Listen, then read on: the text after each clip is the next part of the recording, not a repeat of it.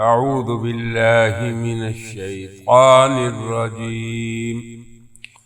بسم الله الرحمن الرحيم.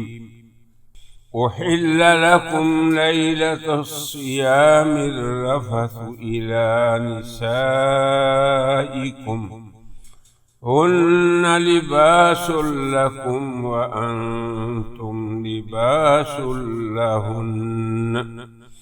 علم الله أنكم كنتم تختانون أنفسكم فتاب عليكم وعفى عنكم فالآن باشروهن وابتغوا ما كتب الله لكم وكلوا واشربوا حتى يتبين لكم الخيط الأبيض من الخيط الأسود من الفجر ثم أتموا الصيام إلى الليل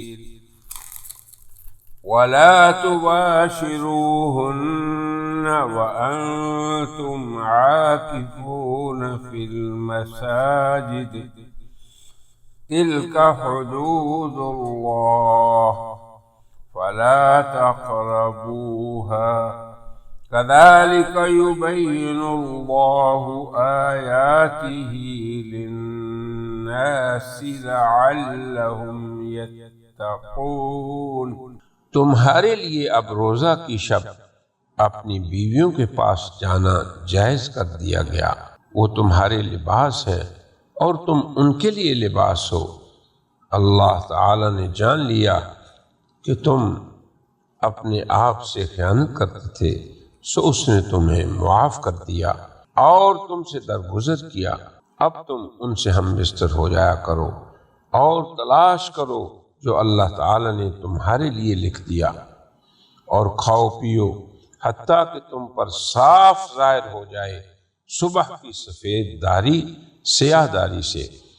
پھر روزہ کو رات تک پورا کرو اور بیویوں سے اس حالت میں صحبت نہ کرو جب تم مسجدوں میں اعتکاف کیے ہوئے ہو۔ یہ اللہ تعالی کی حدود ہیں، بس تم ان کے قریب نہ جاؤ۔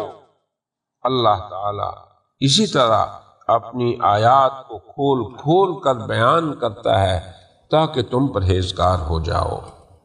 ولا تأكلوا أموالكم بينكم بالباطل وتدلوا بها إلى الحكام لتأكلوا فريقا من أموال الناس بالإثم وأنتم تعلمون۔ اور آپس میں ایک دوسرے کا مال نہ حق نہ کھاؤ اور نہ ہی اسے حکام کے پاس اس غرض سے لے جاؤ کہ تم میں سے ایک گروہ لوگوں کا کچھ مال ناحق طریقہ سے کھا جائے، حالانکہ تم جانتے بھی ہو۔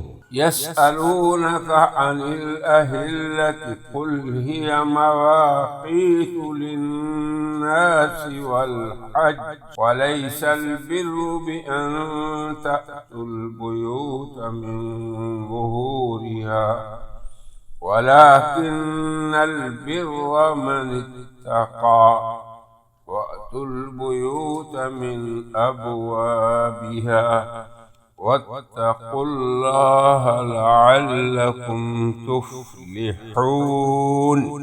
وہ آپ سے نئے چاند کے بارے میں دریافت کرتے ہیں، آپ کہہ دیجئے کہ وہ لوگوں کے لیے اوقات کی شناخت کے آلے ہیں اور حج کے لیے بھی، اور نیکی یہ نہیں تم گھروں میں ان کی پشت کی طرف سے داخل ہو۔ البتہ نیکی یہ ہے کہ کوئی شخص تقوی اختیار کرے اور تم گھروں میں ان کے دروازوں سے آؤ اور اللہ کا تقوی اختیار کرو تاکہ فلاح پاؤ۔